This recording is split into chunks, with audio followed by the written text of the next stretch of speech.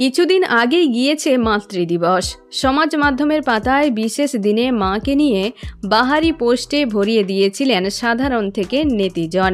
তবে বিয়ে নিয়ে মাতোহারা কৌশাম্বী চক্রবর্তী ও আদ্রিত রায়ের অবশ্য সে সময় হয়ে ওঠেনি। বিয়ে মিটেছে ঠিকঠাক। আদ্রিতের বাড়িতে ইতিমধ্যেই দিন 4 কাটিয়েও ফেলেছেন কৌশাম্বী।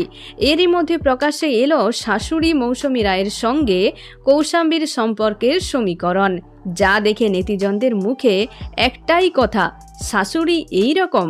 ইতিমধ্যেই শাশুড়ি তাকে দিয়ে দিয়েছেন ভালোবাসার এক নাম। তার ছবিতে মৌসুমী দেবীর মন্তব্য, টুনটুই। চুপ করে থাকেননি কৌশাম্বীও, পাল্টা দিয়েছেন ভালোবাসার ইমোজি। পিকচার আভি বাকি হ্যাঁ, সেই কমেন্টে আবার পাল্টা রিপ্লাই এসেছে শাশুড়ি মায়ের। লিখেছেন, আমাদের ওয়ান্ডার শেফ। এমনিতে রান্না দারুণ করেন কৌশাম্বী। এর আগে আদ্রিত জানিয়েছিলেন তার মা বিরিয়ানি রান্না করতে পারেন না। ওদিকে কৌশাম্বী বিরিয়ানি দারুণ রান্না করেন।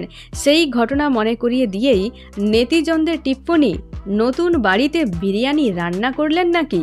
গত 9 মে বিয়ে করেছেন কৌশাম্বী ও আদ্রিত। দীর্ঘ 2.5 বছর প্রেমের পর সম্পর্ক পেয়েছে পরিণতি। তাদের বিয়ে নিয়ে কম আলোচনা হয়নি, তবে সেসব কিছুকে অতিক্রম করে ভালোবাসায় বোন তারা নতুন জীবনকে উদযাপন করছেন পুরোদমে। এখন এই পর্যন্ত। আবারও দেখা হচ্ছে বিনোদনের পরবর্তী আপডেট নিয়ে। ধন্যবাদ।